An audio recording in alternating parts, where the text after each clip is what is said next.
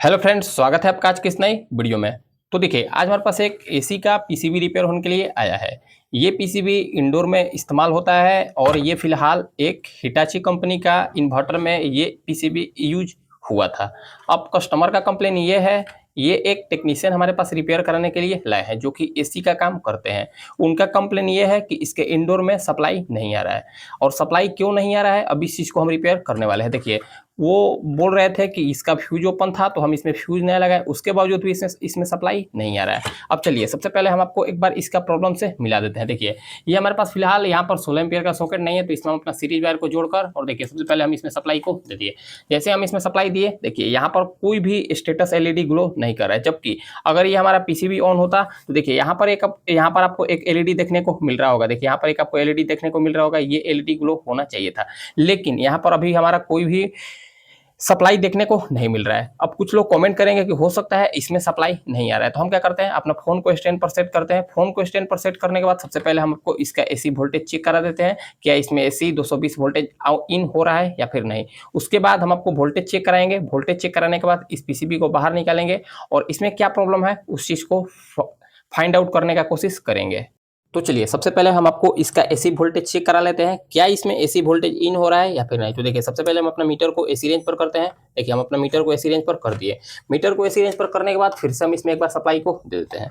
Supply देने के बाद देखिए, आपको इसमें 3 वायर देखने को मिल रहा है। देखिए, एक रेड वायर और एक ब्लैक वायर और 2 आपको इसमें रेड वायर देखने को मिल रहा है। तो देखिए, हम ब्लैक वायर को यहाँ पर हम रख लेंगे और रेड वायर को सीधा हम इसके फ्यूज के आउटपुट पर लगा देंगे। अब देखते हैं यहाँ पर हमको वोल्टेज देखने को मिल रहा है या फिर नहीं। तो देखिए, अगर इसमें सप्लाई नहीं आता तो यहाँ पर हमको 187 वोल्टेज देखने को नहीं मिलता। देखिए, यहाँ पर हमको 187 का समथिंग वोल्टेज देखने को मिल रहा है और यहाँ पर भी हमको 187 के समथिंग वोल्टेज देखने को मिल रहा है। इससे ये पता चल रहा है कि ये हमारा फ्यूज ओके है, क्योंकि अगर फ्यूज ओपन होता तो यहाँ पर हमको सप्लाई देखने को नहीं मिलता। 187 वोल्टेज हमको देखने को मिल गया। मतलब कि इस पीसीबी में हमारा वोल्टेज तो इन हो रहा है, लेकिन ये पीसीबी डेड कंडीशन में चला गया है। अब डेड कंडीशन में जाने का क्या रीजन है, अब इस चीज़ को हम एक बार देखते हैं। सबसे पहले हम क्या करते हैं, बिना पीसीबी को खोले यहाँ तक तो हमारा सप्लाई आ रहा है, यानी कि इस वायर से सप्लाई इसमें आ रहा है। अब देखिए, यहाँ पर आपको एक ब्रिज रेक्टिफायर देखने को मिल रहा है। देखिए, यहाँ पर आपको एक ब्रिज रेक्टिफायर देखने को मिल रहा होगा। देखिए, ये रहा है ये ब्रिज रेक्टिफायर। अब ब्रिज रेक्टिफायर में आपको 4 पॉइंट देखने को मिल रहा होगा, 1 2 3 और 4। इसके दोनों सेकंड और थर्ड नंबर पिन इसका एसी सप्लाई के लिए होता है और फर्स्ट और fourth number pin DC supply के लिए होता है। तो हम क्या करते हैं, सबसे पहले इसका फर्स्ट सेकंड और थर्ड पिन पर हम एक बार एसी वोल्टेज को चेक कर लेते हैं, क्या यहाँ पर हमको वोल्टेज देखने को मिल रहा है या फिर नहीं। तो देखिए, इसके सेकंड और थर्ड पिन पर ही हमको वोल्टेज देखने को नहीं मिल रहा है। मतलब कि इसके हम सबसे पहले सप्लाई को निकाल देते हैं। मतलब कि इसके ईएमआई सेक्शन में कहीं ना कहीं प्रॉब्लम है। हो सकता है ये तो हमारा फ्यूज ओके है, ये तो हम देख लिए। यहाँ पर ज़्यादा चांस है यहाँ पर ये हमारा इंडक्टर कॉयल खराब होने का, क्योंकि इंडक्टर कॉयल खराब होता है तभी यहाँ पर हमारा एसी सप्लाई, क्योंकि यहाँ से तो एसी सप्लाई फ्यूज के बाद एसी सप्लाई इंडक्टर कॉयल में जाता है और इंडक्टर कॉयल के बाद यहाँ पर ये सप्लाई हमारा ब्रिज रेक्टिफायर में आता है। तो सबसे पहले हम ये इंडक्टर कॉयल को एक बार चेक कर लेते हैं। देखिए, आप एक चीज जान ले, अगर किसी भी इन्वर्टर एसी के पीसीबी में फ्यूज उसका ओपन हुआ है, तो आप एक चीज जान लें कि वो फ्यूज किसी रीजन से उड़ा होगा। हो सकता है इसमें कहीं ना कहीं, इस पीसीबी में कहीं ना कहीं प्रॉब्लम हुआ होगा, इसी के कारण ये पीसीबी उड़ा है। तो हम क्या करते हैं, सबसे पहले अब इसको फटाफट ओपन करते हैं। तो देखिए, हम इस पीसीबी को उस बॉक्स से बाहर निकाल दिए और इसका सेंसर को भी हम साइड कर दिए। अब हम क्या करते हैं, सबसे पहले अब इसको हमको चेक करना है कि आखिर इसमें सप्लाई क्यों नहीं आ रहा है। तो जैसा कि हम आपको बताएं, हमारा संदेह कहाँ जा रहा था, हमारा संदेह जा रहा था इसके इंडक्टर कॉइल पर। तो हम क्या करते हैं, सबसे पहले इसको चेक करने से पहले, देखिए, सबसे पहले हम इसको चेक करने से पहले यहाँ पर इसमें सप्लाई को जोड़ देते हैं। जैसा कि हम आपको दिखाया है कि वो इसका वायर को हम डिस्कनेक्ट कर दिए, यानी कि दूसरा वायर को हम इसमें लगा रहे हैं। अब चलिए, इसको हम इसमें सबसे पहले सोल्डरिंग कर देते हैं। ये हो गया हमारा प्लस सप्लाई, ये हो गया हमारा प्लस सप्लाई, और दूसरा ये हो जाएगा हमारा निगेटिव सप्लाई। देखिए, ये हो जाएगा हमारा निगेटिव सप्लाई। तो यहाँ पर हम इसको निगेटिव सप्लाई दे दिए। देखिए, हम इसको निगेटिव सप्लाई दे दिए और यहाँ पर हम इसको पॉजिटिव सप्लाई दे दिए। अब आपको एक चीज़ ट्रेस करना है। देखिए, आप एक चीज़ पर ध्यान दें। देखिए, ये सप्लाई कहाँ से कहाँ जा रहा है। देखिए, ये सप्लाई यहाँ से आया, यहाँ पर एक फ्यूज लगा है, ये सप्लाई यहाँ से ये फ्यूज के द्वारा यहाँ पर आ गया, और यहाँ से आते आते देखिए ये इसका इंडक्टर कॉइल के इनपुट पिन पर आ गया, और यही देखिए निगेटिव पिन पर भी सप्लाई देखिए यहाँ से होते होते इस इंडक्टर कॉइल के इसके 1 नंबर पिन पर, यानी कि इसके दूसरे नंबर पिन पर आ गया। मतलब यहाँ पर हमको 220 वोल्टेज अभी देखने को मिलेगा, और यहाँ से यहाँ पर अगर हमको 220 वोल्टेज पार अगर हो जाएगा तो यही वोल्टेज हमको इस ब्रिज रेक्टिफायर पर देखने को मिलेगा। तो हमको क्या चेक करना है, हमको चेक करना है कि इस इंडक्टर कॉइल के आउटपुट पर हमको वोल्टेज देखने को मिल रहा है या फिर नहीं। तो देखिए हम क्या करते हैं, हम इस पीसीबी को उल्टा कर लेते हैं। देखिए हम इस पीसीबी को उल्टा ही कर लिए। हम इस पीसीबी को उल्टा करने के बाद अब फिर से हम एक बार इसको सप्लाई देते हैं। देखिए हम फिर से एक बार इसमें सप्लाई को दे दिए। सप्लाई देने के बाद देखिए हम अपना मीटर को थोड़ा सा बढ़िया से सेट कर लेते हैं। एक बार हम अपना मीटर को थोड़ा सा बढ़िया से सेट करते हैं।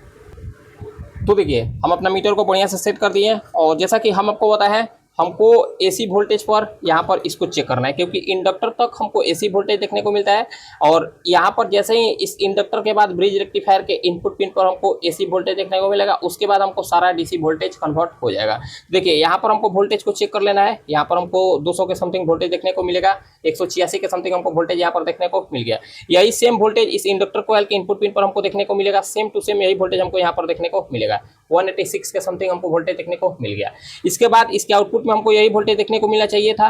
क्या हमको यहाँ पर वोल्टेज देखने को मिल रहा है या फिर नहीं? तो देखिए यहाँ पर हमको कोई भी वोल्टेज देखने को नहीं मिल रहा है। मतलब कि जैसा कि हमारा संदेह जा रहा था, ये हमारा इंडक्टर कॉइल ओपन हो गया है। तो हम क्या करते हैं, अब सबसे पहले हम अपना मीटर को डायोड रेंज पर, कंटिन्यूटी रेंज पर कर लेते हैं। कंटिन्यूटी रेंज पर करने के बाद यहाँ से यहाँ पर हम कंटिन्यूटी चेक कर लेते हैं। तो देखिए यहाँ पर हमारा ओपन बता रहा है। यहाँ से यहाँ पर हम एक बार कंटिन्यूटी को चेक कर लेते हैं, यहाँ भी हमारा ओपन बता रहा है। तो हम क्या करते हैं, फिलहाल हम इसमें एक इंडक्टर कॉइल को नहीं लगाते हैं। हम इसको चेक करने के पर्पज से यहाँ से यहाँ पर हम एक जम्फर करते हैं और यहाँ से यहाँ पर एक जम्फर करते हैं। देखिए सबसे पहले हम एक बारीक वायर को निकालते हैं। तो देखिए हम ये बारीक वायर से, देखिए हम इस बारीक वायर से इस इंडक्टर को बाईपास करेंगे। देखिए यहाँ पर एक वायर को जोड़ देंगे और यहाँ पर एक वायर को जोड़ देंगे, यानी कि हमको इस इंडक्टर को बाईपास कर लेना है। इसको हम यहाँ पर कट कर लेंगे। ये सिर्फ चेक करने के पर्पज से हम इसको शॉर्ट कर रहे हैं। अगर आप चाहे तो इसको डायरेक्ट भी कर सकते हैं, उससे हमको कोई ज़्यादा प्रभाव इसमें देखने को नहीं मिलेगा। फिलहाल आप कोशिश कीजिएगा कि अगर आपके पास हो तो आप इसमें एक इंडक्टर कॉइल को लगा ही दें। तो देखिए हम इसको कट कर लिए। अब कट करने के बाद अब ये हमारा एसी सप्लाई यहाँ से, अब ये एसी सप्लाई हमारा यहाँ से यहाँ पर आउटपुट हो जाएगा। अब इसमें हम सप्लाई को देते हैं। देखिए अब जैसे ही हम इसमें सप्लाई दिए, देखिए जैसे ही अब हम अपना मीटर को फोन को हाथ में ले लेते हैं। देखिए जैसे ही हम इसमें सप्लाई दिए, देखिए ये हमारा सीरीज ब्लॉक फुल ग्लो करने लगा। देखिए फिर से हम इसमें से सप्लाई को निकाल देते हैं। सप्लाई निकालने के बाद देखिए जैसे ही हम इसको सप्लाई यहाँ पर देते हैं, देखिए जैसे हम इसको यहाँ पर सप्लाई देंगे, ये हमारा जैसे ही इस पीसीबी में अब सप्लाई गया, ये हमारा सीरीज ब्लॉक फुल ग्लो करने लगा। अब सीरीज ब्लॉक फुल ग्लो क्यों कर रहा है, अब आखिर इसमें क्या खराबी है, इस चीज़ को सबसे पहले हमको जानना है। जैसा कि हम आपको वीडियो के स्टार्टिंग में ही बताया है, कभी भी अगर किसी भी पीसीबी का फ्यूज ओपन हुआ है तो वो किसी रीजन से ओपन होता है। इसमें कुछ खराबी होता है, इसी के कारण फ्यूज हमारा ओपन होता है। अब चलिए अब इस चीज़ को एक बार ट्रेस करते हैं। अब इस चीज़ को ट्रेस करने के लिए हम सबसे पहले अपना फ़ोन को स्टैंड पर रखते हैं। चलिए अब हमको चेक करना है कि आखिर इसमें शॉर्टिंग कहाँ से है। तो शॉर्टिंग होने का काफ़ी सारा पार्ट्स इसमें हमको देखने को मिल रहा है। देखिए जैसा कि शॉर्टिंग होने वाला क्या पार्ट्स है, शॉर्टिंग होने वाला ये हमारा ब्रिज रेक्टिफायर। ये ब्रिज रेक्टिफायर भी खराब होगा तो हमको ऐसा समस्या देखने को मिलेगा। ये हमारा कैपेसिटर भी शॉर्ट हो जाएगा तो हमको फुल शॉर्टिंग देखने को मिलेगा। यहाँ पर ये हमारा आईसी देखने को मिल रहा है, ये पावर आईसी। अगर ये पावर आईसी भी शॉर्ट हो जाएगा तो हमको ऐसा सब प्रॉब्लम देखने को मिलेगा। तो हमको कन्फर्म होना है कि इसमें सब आखिर शॉर्टिंग कहाँ से है। क्या ये हमारा ब्रिज रेक्टिफायर खराब है, क्या ये हमारा कैपेसिटर खराब है, क्या ये हमारा आईसी खराब है। तो इस चीज़ को चेक करने के लिए हमारे पास सबसे पहले क्या चेक करना है, क्या एक उपाय है। तो सबसे पहले हम कोल्ड टेस्टिंग करते हैं। कोल्ड टेस्टिंग करने के बाद ही हम इसको, वैसे तो हम इसको चाहे तो 10 मिनट में रिपेयर कर देंगे, लेकिन हम आपको स्टेप बाय स्टेप समझाने का प्रयास करेंगे। देखिए कोल्ड टेस्टिंग करने के लिए आपको क्या करना होगा। देखिए सबसे पहले हम कोल्ड टेस्टिंग में ये ब्रिज रेक्टिफायर को चेक करेंगे। ब्रिज रेक्टिफायर चेक करने के बाद यहाँ पर हम इस कैपेसिटर को चेक करेंगे। ये कैपेसिटर चेक करने के बाद हम इस आईसी को चेक करेंगे मीटर की सहायता से। तो देखिए इसको चेक करने के लिए आपको क्या करना है, मीटर को डायोड रेंज पर कर लेना है। उसके बाद इसके इनपुट पिन पर हमको सप्लाई देना है। जैसे देखिए जैसे ही हम इसके इनपुट पिन पर सप्लाई दे रहे हैं, देखिए जैसे ही हम इसके इनपुट पिन पर सप्लाई दे रहे हैं तो ये हमारा फुल शॉर्ट बता रहा है। देखिए जैसे ही हम इसके इनपुट पिन पर सप्लाई दे रहे हैं, ये हमारा फुल शॉर्ट बता रहा है। यहाँ से यहाँ पर चेक करते हैं, यहाँ पर भी ये हमारा फुल शॉर्ट बता रहा है। यहाँ से यहाँ पर हम इसको चेक करते हैं, यहाँ पर हमको 474 का समथिंग रीडिंग देखने को मिल रहा है। क्या ये हमारा ब्रिज रेक्टिफायर खराब है? तो हो सकता है कि ये हमारा ब्रिज रेक्टिफायर भी खराब हो सकता है। तो अब इसके बाद हम कैपेसिटर पर एक बार शॉर्टिंग को चेक कर लेते हैं। कैपेसिटर पर हमको कोई शॉर्टिंग देखने को नहीं मिल रहा है। इसके प्रोब को प्लॉट कर देखते हैं, क्या यहाँ पर हमको कुछ शॉर्टिंग देखने को मिल रहा है। तो देखिए यहाँ पर हमको 474 के समथिंग हमको रीडिंग देखने को मिल रहा है, मतलब कि ये हमारा कैपेसिटर शॉर्ट नहीं है। उसके बाद हम इस आईसी को एक बार चेक कर लेते हैं। तो इस आईसी को चेक करने के लिए हमको क्या करना है, मीटर के निगेटिव पर हमको पॉजिटिव प्रोब को रख लेना है और इसके बाद आईसी के एक एक पिन पर हमको रीडिंग को चेक करना है। देखिए यहाँ पर 460, यहाँ पर 474, यहाँ पर 474 बिल्कुल सही है। इधर चेक करते हैं, इधर देखिए हमको 000 का रेटिंग हमको देखने को मिल रहा है, ये भी हमको शॉर्टिंग बता रहा है। दूसरे नंबर पिन पर चेक करते हैं, यहाँ पर भी 000 का हमको शॉर्टिंग बता रहा है, क्या ये शॉर्ट है? यहाँ पर भी हमको 000 का शॉर्टिंग हमको देखने को मिल रहा है। और यहाँ पर हम चेक करते हैं, यहाँ पर 687 का हमको रेटिंग देखने को मिल रहा है।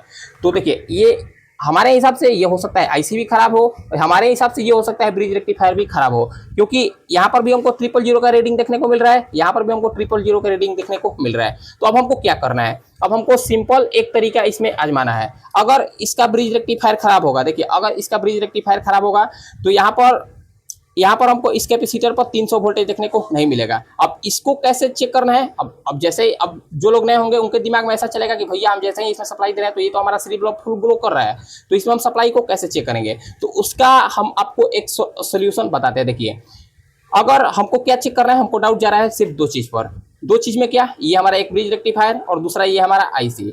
तो देखिए ब्रिज रेक्टिफायर से सप्लाई इस कैपेसिटर पर जाता है और इस कैपेसिटर से सप्लाई इस ट्रांसफार्मर में जाता है और ट्रांसफार्मर से सप्लाई इस आईसी में आता है। तो क्यों ना हम इस ट्रांसफार्मर का ही सप्लाई काट दें, क्यों ना हम इस कैपेसिटर से 300 वोल्ट जो आउट हो रहा है, ये यहाँ से कोई एक ट्रैक होगा, वो ट्रैक से 300 वोल्टेज इस कैपेसिटर से इस ट्रांसफार्मर में जाएगा और ट्रांसफार्मर से आउट होकर इस मेन आईसी पर यानी कि इस पावर आईसी पर आएगा। तो हम उस चीज को एक बार ट्रेस कर लेते हैं। तो देखिए ये कैपेसिटर का हो गया माइनस पिन यानी कि निगेटिव पिन और ये हो गया इस कैपेसिटर का पॉजिटिव पिन। तो हमको क्या ट्रेस करना है? हमको ट्रेस करना है इस कैपेसिटर का पॉजिटिव पिन। तो देखिए यहाँ से हम ट्रेस किए, देखिए यहाँ से हम इसको ट्रेस करते हैं, यहाँ से ट्रेस करते करते हम यहाँ पर जा रहे हैं। देखिए यहाँ से ट्रेस करते करते हम देखते हैं तो यहाँ पर ये कैपेसिटर का जहां पर हमारा 350 वोल्ट बनता है, यहाँ से ये ट्रैक यहाँ पर गया हुआ है। यहाँ पर जाने के बाद देखिए एक जंफर है, यहाँ पर जाने के बाद एक जंफर है और ये देखिए ये जंफर इस ट्रांसफार्मर में इन होगा। देखिए यहाँ से ये जंफर इस ट्रांसफार्मर में इन होगा और इस ट्रांसफार्मर से आउट होकर इस आईसी में जाएगा, जैसा कि हम आपको बताया। देखिए यहाँ से ये हमारा 300 वोल्ट इन हुआ, यहाँ पर एक जंफर है, यहाँ से जंफर के बाद ये ट्रांसफार्मर से 300 वोल्ट हमारा आउट हुआ और 300 वोल्ट आउट होने के बाद इस ट्रांसफार्मर में इनपुट हुआ और ट्रांसफार्मर से आउटपुट होकर इस आईसी में जा रहा है। तो क्यों ना हम इस जंफर को हटा दें, क्योंकि अगर ये हमारा आईसी शॉर्ट होगा तो यहाँ पर ये कैपेसिटर पर हमारा 300 से 350 के बीच में वोल्टेज देखने को मिल जाएगा। और अगर ये हमारा ब्रिज रेक्टिफायर खराब होगा और आईसी सही होगा तो अभी भी हमारा सीरीज ब्लॉक फुल ग्लो करेगा। ये हमारा सबसे सिंपल तरीका है। तो हम क्या करते हैं, सबसे पहले हम इस जंफर को ही क्यों ना हटा कर देख ले। कभी भी आपको काम करना है तो स्मार्ट तरीका से काम करना है ताकि आप कभी भी फंसे नहीं। तो देखिए सबसे पहले हम इस जंफर को ही बाहर निकालते हैं, क्योंकि जंफर अगर हम बाहर निकाल देंगे तो हमारा तो आधा का प्रॉब्लम सॉल्व हो ही जाएगा, हम कंफर्म हो जाएंगे कि हमारा इसमें शॉर्टिंग कहाँ है। तो देखिए हम इस जंफर को बाहर निकाल दिए। अब जंफर को बाहर निकालने के बाद अब हमको इसमें सप्लाई को देना है। जंफर बाहर निकालने के बाद अब हमको, जैसा कि आपको पता है, हम इसमें सप्लाई को देते हैं।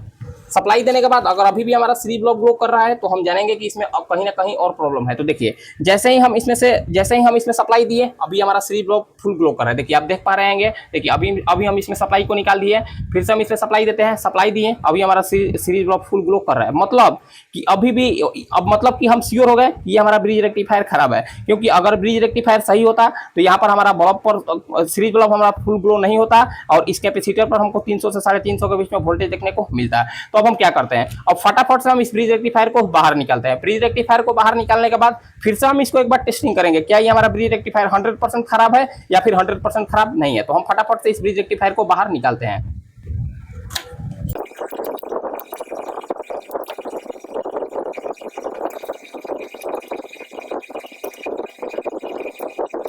तो देखिए हम इस ब्रिज रेक्टिफायर को इसमें से बाहर निकाल दिए। देखिए ये जो हमारा ब्रिज रेक्टिफायर इसमें लगा हुआ था, हम इस ब्रिज रेक्टिफायर को इस पीसीबी से बाहर निकाल दिए। अब इस ब्रिज रेक्टिफायर को फिर से हम एक बार मीटर से चेक कर लेते हैं और मीटर से चेक करने के बाद हम फिर से इसमें एक बार इस सीरीज में सप्लाई देकर देखेंगे क्या ये हमारा अभी भी शॉर्टिंग बता रहा है या फिर नहीं। तो देखिए हम इसको यहाँ पर रखते हैं। देखिए हम इसको यहाँ पर रख दिए।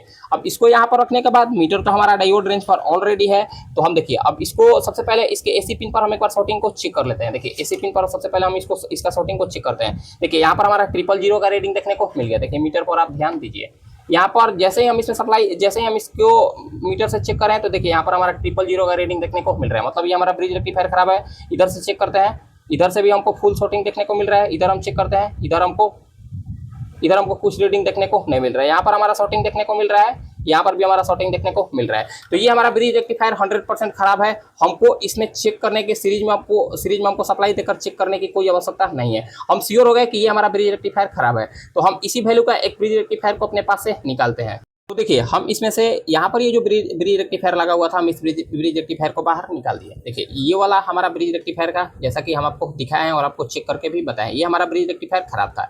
ये थोड़ा सा छोटा साइज में है, तो इस साइज का हमारे पास ब्रिज रेक्टिफायर मेरे पास नहीं था।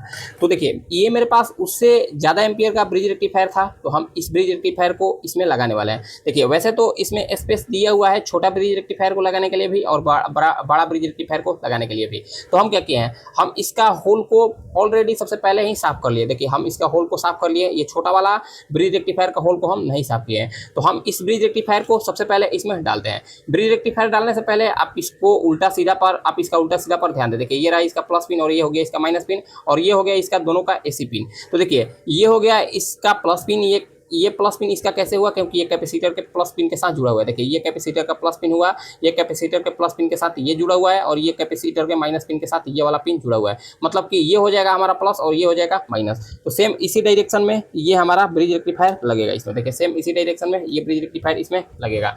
तो हम इसी डायरेक्शन में ब्रिज रेक्टिफायर को इसमें लगा दिए। अब इसी डायरेक्शन में लगाने के बाद हमको इसमें सोल्डरिंग कर लेना है। कभी भी आपको काम करना है तो थोड़ा सा इत्मीनान के साथ काम करना है, क्योंकि थोड़ा सा टाइम लगता है किसी भी काम को करने में, लेकिन काम हो जाता है अच्छा तरीके से। देखिए हम इसको बढ़िया से बारीकी के साथ सोल्डिंग कर लेते हैं। अब देखिए अब यहाँ पर हमारा इस कैपेसिटर पर 300 से 350 के बीच में वोल्टेज बन जाना चाहिए। देखिए ये हम ब्रिज रेक्टिफायर को इसमें लगा दिए।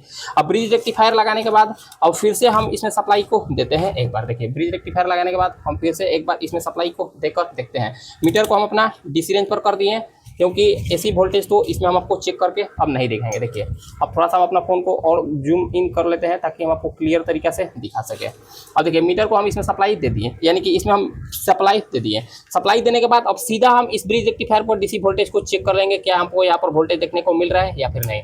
तो देखिए अब हमको यहाँ पर 249 वोल्टेज के समथिंग देखने को मिल गया। देखिए अब यहाँ पर ये ब्रिज रेक्टिफायर से हमारा वोल्टेज आउट होने लगा इस फिल्टर कैपेसिटर पर। तो यहाँ पर हमको 249 वोल्टेज 250 वोल्टेज देखने को मिल गया। मतलब कि ये हमारा इसका ईएमआई सेक्शन ओके हो गया।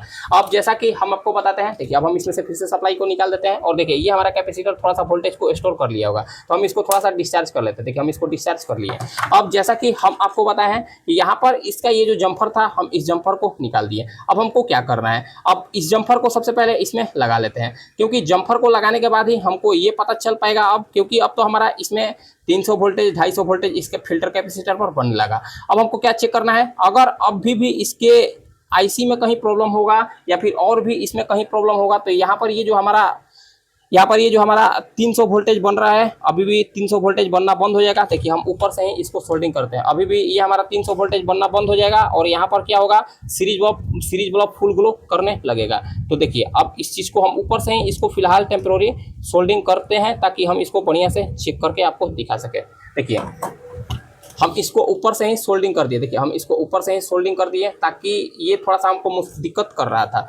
अब देखिए तो देखिए हम इसमें सबसे पहले अब सप्लाई को देते हैं। अब सप्लाई देने के बाद अब इसका क्या रिजल्ट रहता है इस चीज़ को देख लेते हैं। देखिए जैसा कि अब आप देख पा रहे होंगे, जैसे ही हम इसमें सप्लाई दिए, देखिए जैसे ही हम इसमें सप्लाई दिए, अब यहाँ पर देखिए अब यहाँ पर देखिए इंडिकेटर जलने लगा। देखिए यहाँ पर हमारा इंडिकेटर बढ़िया से ग्लो करने लगा। अभी हमारा इंडिकेटर फुल ग्लो करने लगा। अब ये इंडिकेटर ग्लो करने का मतलब हमारा ये है कि ये हमारा पीसीबी अब चलने के लिए रेडी है। अब ये हमारा पीसीबी चलने के लिए रेडी है, इसमें कोई भी प्रॉब्लम अब हमको देखने को नहीं मिल रहा है। क्योंकि अब अगर इसमें कहीं प्रॉब्लम होता तो यहाँ पर ये हमारा स्टेटस एलईडी नहीं ग्लो करता, और ये स्टेटस एलईडी ये हमारा दर्शा रहा है कि इसमें 5 वोल्टेज भी बन रहा है और 12 वोल्टेज या फिर 15 वोल्टेज भी बन रहा है। तो चलिए अब एक बार इसका वोल्टेज को भी हम चेक कर लेते हैं, क्या क्या इसमें वोल्टेज बन रहा होगा। तो चलिए हम अपना बोर्ड को पलट लिए। देखिए हम अपना बोर्ड को पलट लिए। बोर्ड पलटने के बाद फिर से हम इसमें एक बार सप्लाई को देते हैं। सप्लाई देने के बाद देखिए अभी तो इसमें एलईडी ग्लो करने लगा। अब ये तो हम देख लिए। अब देखिए इस कैपेसिटर पर हमको वोल्टेज चेक करना है। यहाँ पर हमको 12 वोल्टेज देखने को मिल गया। देखिए ये हमारा 12 वोल्टेज यहाँ पर हमको देखने को मिल गया। यहाँ पर भी हमको सेम 12 वोल्टेज ही देखने को, यहाँ पर हमको 5 वोल्टेज देखने को मिल गया। देखिए ये जो 12 वोल्टेज है, ये 12 वोल्टेज इस 7805 के इनपुट पर जाएगा। देखिए ये इस 7805 के इनपुट पर जाएगा, ये हमारा 12 वोल्टेज। हम आपको दिखाने का प्रयास कर रहे हैं। ये 7805 के इनपुट पर जाएगा और इसके आउटपुट से हमको 5 वोल्टेज देखने को मिलेगा, जो कि हम आपको दिखा पा रहे हैं। ये हो गया इसका 5 वोल्टेज आउटपुट में। तो इसमें इस इंडोर पीसीबी में कुछ ज़्यादा वोल्टेज बनता नहीं है, इसमें आपको 5 वोल्टेज और 12 वोल्टेज ही देखने को मिलता है। ये 2 वोल्टेज से ये हमारा पीसीबी रन करता है और इसमें कोई भी एक्स्ट्रा वोल्टेज नहीं बनता है। तो इसमें क्या समस्या था, इसमें हमारा समस्या था ये ब्रिज रेक्टिफायर का। ये हमारा ब्रिज रेक्टिफायर खराब हो जाने के कारण इसमें हमको ऐसा प्रॉब्लम देखने को मिला। ये ब्रिज रेक्टिफायर हमारा खराब हुआ। ब्रिज रेक्टिफायर खराब होने के बाद ये हमारा इंडक्टर कॉइल खराब हुआ और इंडक्टर कॉइल खराब होने के बाद हमारा फ्यूज उड़ा। जैसे कि टेक्नीशियन इसमें फ्यूज लगाए, फ्यूज लगाने के बाद इसमें लाइट नहीं आ रहा था। अब लाइट नहीं आने का कारण क्या था, क्योंकि हमारा इंडक्टर कॉइल भी ओपन हो गया था। तो हम इसमें इस ब्रिज रेक्टिफायर को लगाए और इसमें इंडक्टर कॉइल को हम बाईपास किए। इसके बाद ये हमारा पीसीबी बिल्कुल चलने के लिए रेडी हो गया। अब हम क्या करते हैं, अब इसमें हम कस्टमर को ये पीसीबी देने से पहले हम इसमें एक इंडक्टर कॉइल को जरूर लगा देंगे। अब देखिए, अगर आपको हमारा ये वीडियो अच्छा लगा हो तो फ्रेंड्स वीडियो को लाइक करें, कमेंट करें और हमारे चैनल को सब्सक्राइब जरूर करें। मिलते हैं किसी नेक्स्ट वीडियो में। आज के लिए इतना ही, धन्यवाद।